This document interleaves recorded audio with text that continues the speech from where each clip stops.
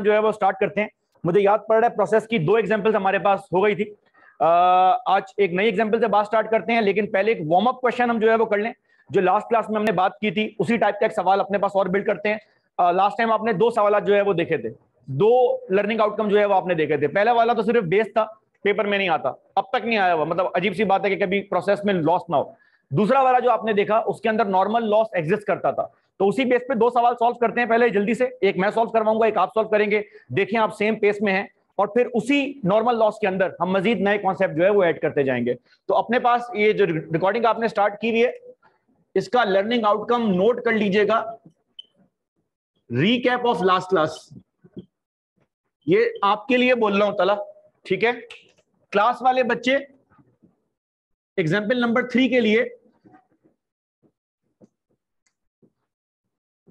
Learning outcome ये note करें जो बोर्ड के ऊपर है। 2 एग्जाम्पल्स हो गई थी, 3 हो गई थी, 2 हो गई थी।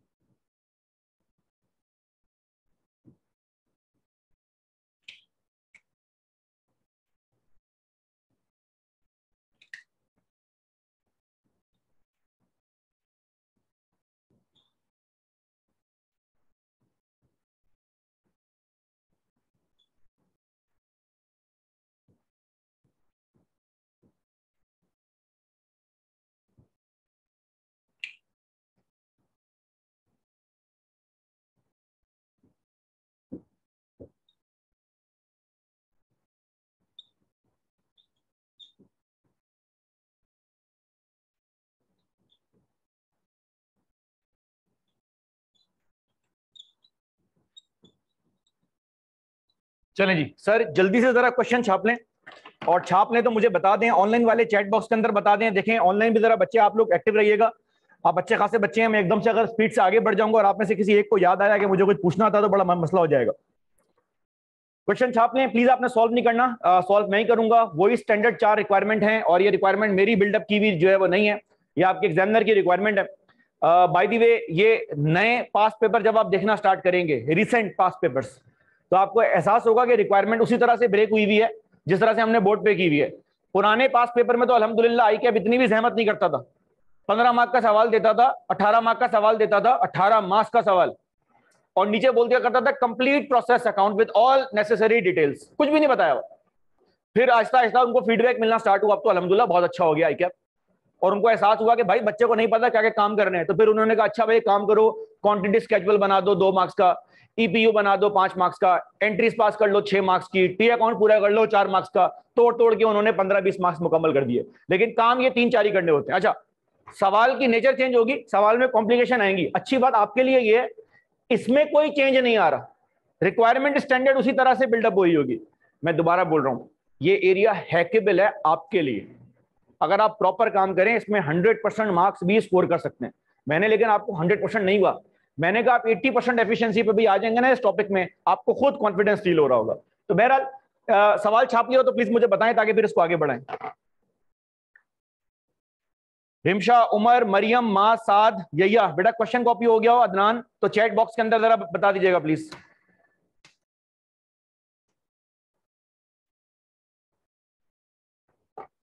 सेट है, सेट है।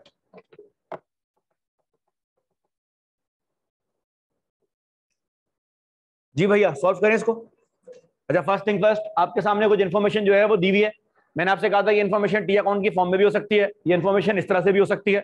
दोनों सूरतों के अंदर इन्फॉर्मेशन हमारे पास एक्सेप्टेबल है। सर आपको सारी इन्फॉर्मेशन देने के बाद पहले बोल रहा है प्रिपेयर प्रोसेस अकाउंट। पहले आपके पास रिक्वायरमेंट यही हुआ करती थी। आज आप नोट करें तो एग्जाम्पल नंबर 3 में रिक्वायरमेंट के अंदर एक नया वर्ड ऐड हो गया है, विद क्वांटिटी स्केड्यूल। बेसिकली वो जो प्रोसेस अकाउंट आप कॉस्ट पर यूनिट निकालने से पहले निकालते हो ना, उसका असल एजेंडा क्वांटिटी स्केड्यूल या मेमोरेंडम कॉलम होता है। ये चेक करना कि यूनिट्स बराबर आ रहे या नहीं आ रहे। और जो प्रोसेस अकाउंट आप कॉस्ट पर यूनिट निकालने के बाद निकालते हो उसमें वैल्यूज आ रही होती हैं। फिनिश गुड की क्या वैल्यू आ रही है, लॉस की क्या वैल्यू आ रही है, उसमें आपने टी अकाउंट को बंद करना होता है। हम क्योंकि दोनों काम मर्ज कर रहे हैं टाइम बचाने की नियत से, जब भी बार बार प्रोसेस अकाउंट का वर्ड आ रहा है, लेकिन आज से आप ये सीखना स्टार्ट कर दें। सीपीयू से पहले जो मामला हम डाल रहे हैं बेसिकली वो क्या बन रहा है, हर सवाल में 2 से 3 मार्क्स का क्वांटिटी स्केड्यूल होता है, हर सवाल के ऊपर बिला नागा। सर आए जरा मैं इसका एक क्वांटिटी स्केड्यूल बनाना स्टार्ट करूं।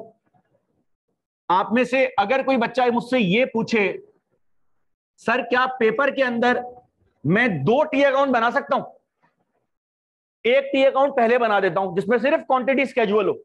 मिसाल के तौर पे मैं उसमें सिर्फ ये दिखा दूं कि मटेरियल का इनपुट हुआ था 2000 का, मैं उसमें ये दिखा दूं कि एक्चुअल आउटपुट आ रही है। याद आ रहा है टी अकाउंट में कौन सी आउटपुट जाती है, 1800। और टी अकाउंट के अंदर ये दिखा दूं कि नॉर्मल लॉस या स्क्रैप आ रहा है एक्सपेक्टेड 10% ऑफ इनपुट। इनपुट कितना है, तो 10% ऑफ इनपुट कितना बनता है, 200। अच्छा सर ये डायरेक्ट भी हो सकता है, जी डायरेक्ट भी हो सकता है, लेकिन ध्यान करना दोबारा पूछ रहा हूं, ये कौन सी वाली आउटपुट है, ये कौन से वाला लॉस है, वेरी गुड ध्यान करना, आउटपुट कौन सी है, लॉस कौन सा है, तो टी अकाउंट के अंदर एक्सपेक्टेड लॉस जो है वो जा रहा होता है। इस सवाल में अगेन कोई एबनॉर्मेलिटी एग्जिस्ट नहीं करती, जो आपका एक्सपेक्टेड आउटपुट थी वही आपका एक्चुअल आउटपुट है। कैसे चेक कर लें, एक्सपेक्टेड लॉस था 10%, तो अगर एक्सपेक्टेड लॉस 10% था तो 2000 में से 200 अगर मैं निकालूंगा तो एक्सपेक्टेड आउटपुट क्या आ रही है, एक्चुअल आउटपुट क्या आ रही है। इस सवाल में भी पिछली 2 एग्जाम्पल की तरह कोई चेंज नहीं है, लेकिन गोज विदाउट सेइंग आगे जाके चेंज आएगा। तो वो जो भाई एक सवाल पूछ रहे थे शार्ट हो गए आज, एबनॉर्मल लॉस और एबनॉर्मल गेन भी आपके पास आएंगे, तो याद रखिएगा ये एक्चुअल आउटपुट टी अकाउंट में आएगी और एक्सपेक्टेड लॉस भी टी अकाउंट के अंदर आएगा। सर अगर मैं क्वांटिटी स्केड्यूल इक्वल करूं, इक्वल आ रहे, मेरे पास क्वांटिटी ट्रेस हो रही है, किसी किस्म की एबनॉर्मेलिटी एग्जिस्ट नहीं करती। क्या ये बात यहां तक क्लियर है, तो ये मेरे पास क्वांटिटी स्केड्यूल बन गया है 2 मार्क्स का। सर दूसरा काम इसने क्या बोला है आपको, कॉस्ट पर यूनिट निकालनी है। 2 चीजें यूज करते थे, क्या क्या, एक्सपेक्टेड टोटल कॉस्ट। किसी को याद है टोटल कॉस्ट में क्या क्या आता है, very good very good, prime cost और प्रोडक्शन ओवरहेड्स। प्रोडक्शन का मतलब फैक्ट्री ओवरहेड्स। अच्छा एक और मजेदार बात सीखने वाली है, सीख जाओगे, मार खा खा के जो है वो सीख जाओगे क्लास के अंदर। इतनी दफा आती है और इतनी दफा बच्चे मिस्टेक करते हैं। जब ये लफ्ज लिखा आएगा ना पेपर में प्रोडक्शन ओवरहेड, तो प्रोडक्शन ओवरहेड का मतलब है फैक्ट्री के ओवरहेड्स, दैट्स इट।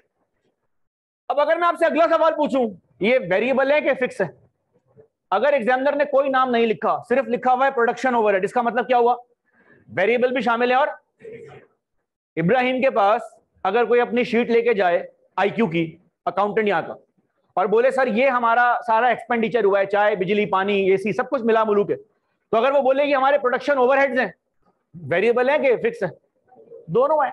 सर चाय का एक्सपेंडिचर क्लासेस के ऊपर डिपेंड कर रहा है, एसी का बिल क्लासेस के ऊपर डिपेंड कर रहा है, रेंट का बिल क्लास के ऊपर डिपेंड नहीं कर रहा, उसमें सब कुछ शामिल है, तो ये बात याद रखिएगा। सर दूसरा आइटम आपके पास क्या था, एक्सपेक्टेड। ये बार बार एक्सपेक्टेड का वर्ड बोलने का मकसद क्या है, ये कॉस्ट पर यूनिट कब निकल रही है, महीने के स्टार्ट में, महीने के एंड पर, महीने के स्टार्ट पर।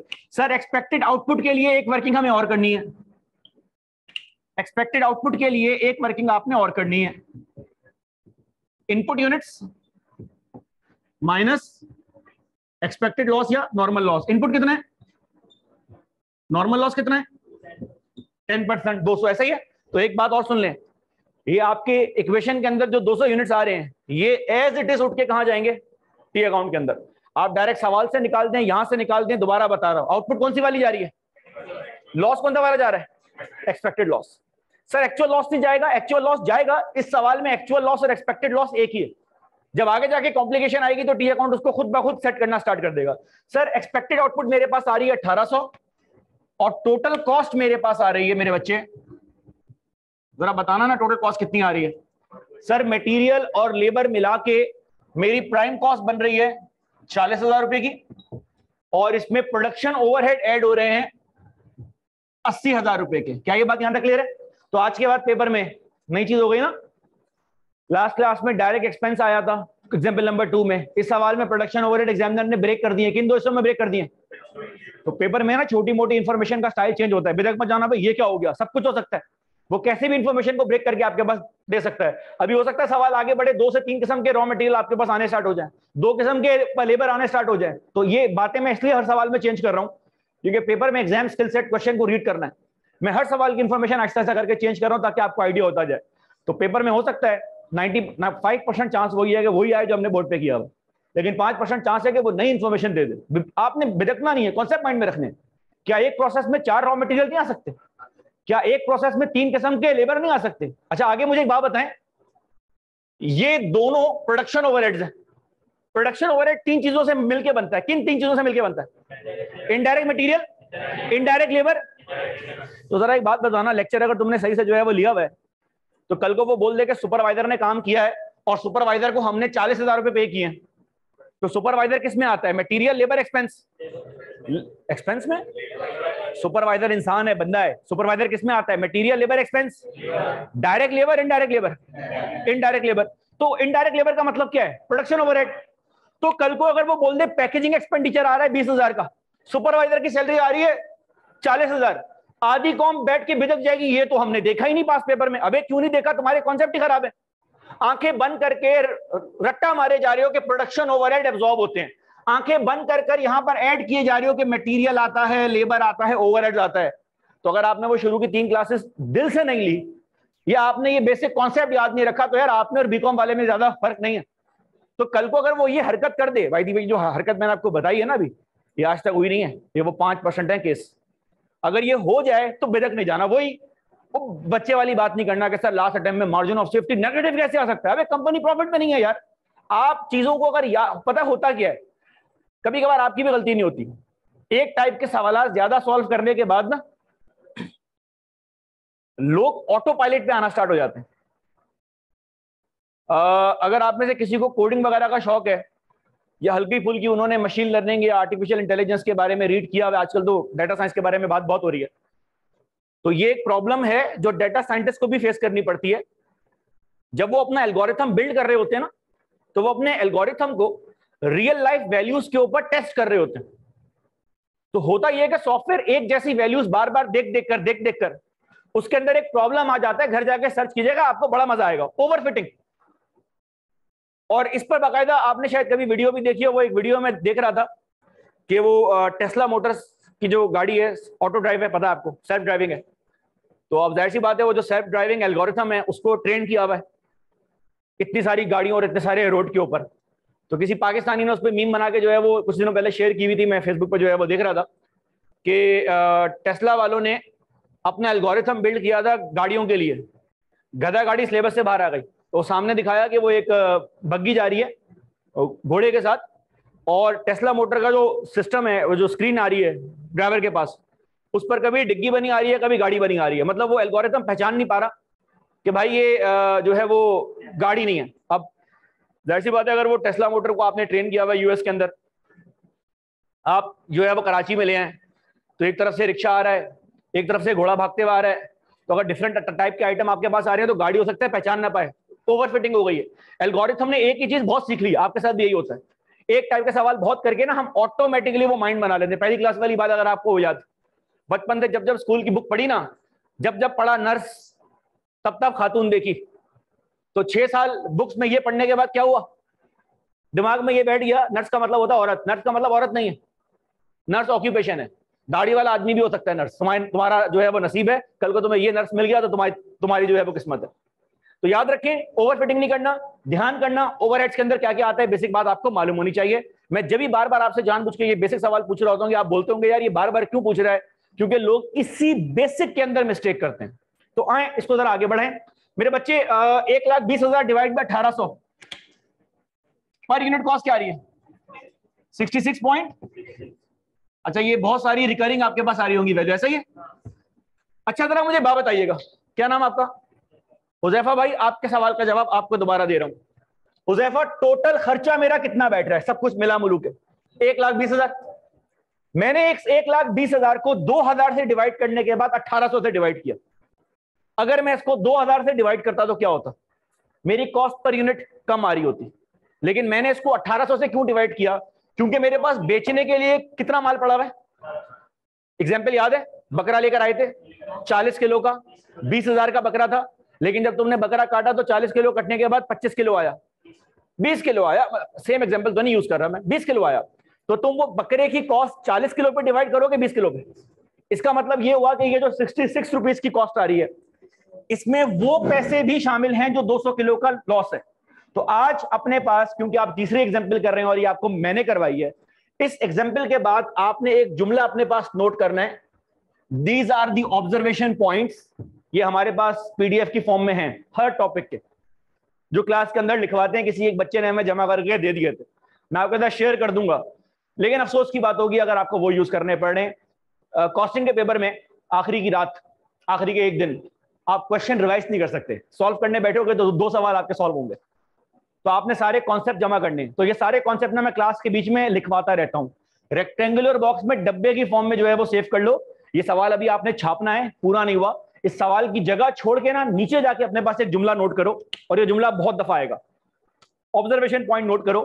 3 एग्जाम्पल्स में एक बात आपने सीख ली है, लास्ट क्लास में तो बाकायदा इस पे डिटेल डिस्कशन हुआ था। एक जुमला नोट कर लें, नॉर्मल लॉस की कॉस्ट कस्टमर बेयर करता है। नॉर्मल लॉस का खर्चा, नॉर्मल लॉस की कॉस्ट कस्टमर बेयर करता है। नॉर्मल लॉस की कॉस्ट कस्टमर बेयर करता है। एग्जाम्पल बहुत सारी दी थी, दोबारा दे रहा हूं। आपके इलाके में जो लोग के इलेक्ट्रिक की बिजली में कुंडा मार रहे हैं, गैस का कुंडा मार रहे हैं सुई साउथ का, वो जितना भी नुकसान कंपनी को हो रहा है वो उन लोगों से रिकवर किया जाता है जो लोग बिल दे रहे हैं। जिस तरह अगर एक बिल्डिंग का एक ट्रांसफार्मर है, ट्रेसेबल है, और बिल्डिंग में 10 घर हैं, और एक घर वाला जो है वो कुंडा मार रहा है, पता नहीं चल रहा कौन सा घर है, तो वो जो भी उसका लाख रुपए 2 लाख का बिल आएगा ना, के इलेक्ट्रिक अपना लॉस नहीं करेगा, वो बाकी लोगों के बिल में वो पैसे एडजस्ट करके आपसे रिकवर कर लेगा। जिस तरह अगर आप में से किसी का घर हसन स्क्वायर के ऊपर है, किसी का घर हसन स्क्वायर के ऊपर है, तुम्हारा घर है, तो आपके बिजली के बिल में मछली वालों का बिल भी शामिल होता है। क्योंकि वो आपकी पट्टी पे जो लाइन से मछली वाले बैठे हुए हैं, जिन्होंने फ्लड लाइट्स ऊपर लगाई हुई, बरम तो चेक करो, बंदा इलीगल बैठता है, छुप के बैठता है, उन्होंने रोशनी ज्यादा की है ताकि ज्यादा कस्टमर आए, तो वो के इलेक्ट्रिक को पड़ रहा है कुंडा, तो वो दैट की बात है, वो बिल क्या करते हैं, वो सारे अपार्टमेंट में डिवाइड किए। जुल्म है, गलत है। दुकानदार पठान अपने होटल के ऊपर जब अंडे बना रहा होता है, पराठे बना रहा होता है, तो जो अंडे रास्ते में जाया हो जाते हैं, टूट जाते हैं, अंडा तोड़ा, आपको पता है कभी कभार आप अंडा तोड़े वो ब्लड निकल आता है, वो साफ अंडा नहीं होता, वो सब कुछ उठा के फेंक देता कचरे में। तो अब अगर मैंने 1000 अंडे जो है वो बना के बेचे हैं और 100 अंडे उसमें से खराब निकले, तो पठान अपनी जेब से तो नहीं देगा, वो पैसे कहां से पूरे करेगा? तो वो जो आप बोल रहे होते हैं ना कि यार साला 15 रुपए का अंडा है, पठान के होटल पे खाया 50 रुपए का पड़ रहा है, वो 50 रुपए का इसलिए पड़ रहा है कि उसमें 5-10 रुपए उस खराब अंडे के भी शामिल है। सिमिलरली चाय की दुकान, चाय बना रहा है, 1000 लीटर दूध लेकर आया, उबाली जब चाय, तो 1000 लीटर दूध में जो कप बनते थे, 900 लीटर दूध की आपके पास चाय बन रही है। क्यों?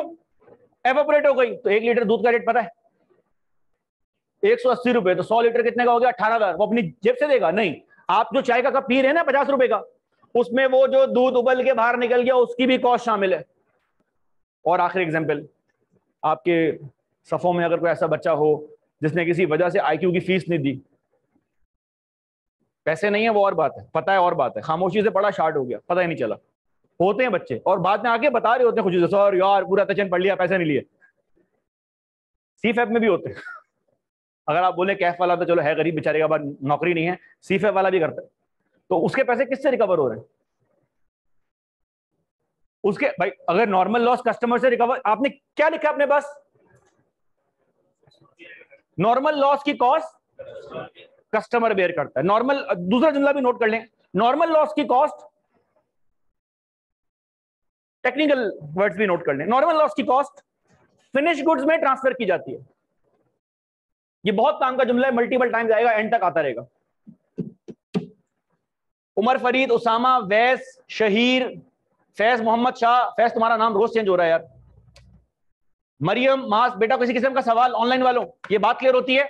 नॉर्मल लॉस की कॉस्ट से कस्टमर बेयर करता है। तो 3 सवाल में पहली ऑब्जर्वेशन आपके पास यही है। अच्छा जी सर, मैं जाऊंगा अपने टी अकाउंट के अंदर, अब मैं इसकी वैल्यूज पूरी करनी स्टार्ट कर रहा हूं। सर मैं रिक्वायरमेंट नंबर 3 सॉल्व कर रहा हूं। मटेरियल की कॉस्ट क्या थी, लेबर की कॉस्ट क्या थी, और production overheads, indirect material, indirect labour, indirect expense, ऐसा 80, 30 और 10 आपके पास हो गया 1, 20। अच्छा, पर यूनिट कॉस्ट क्या आ रही है? इस पूरी रिकरिंग वैल्यू को 1800 से जरा मल्टीप्लाई करें ना, 1,20,000 आएगा। नॉर्मल लॉस की कोई वैल्यू नहीं लिखी हुई, तो टी अकाउंट मेरे पास दोनों सूरतों में क्लोज हो रहा है। मेरे पास वैल्यू में भी क्लोज हो रहा है, असल टी अकाउंट ये है, क्वांटिटी स्केड्यूल भी मेरे पास मैच कर रहा है। और सर एक आखिरी रिक्वायरमेंट आपके पास है, एक आपने एंट्री पास करनी है, फिनिश गुड्स अकाउंट डेबिट, कितने से,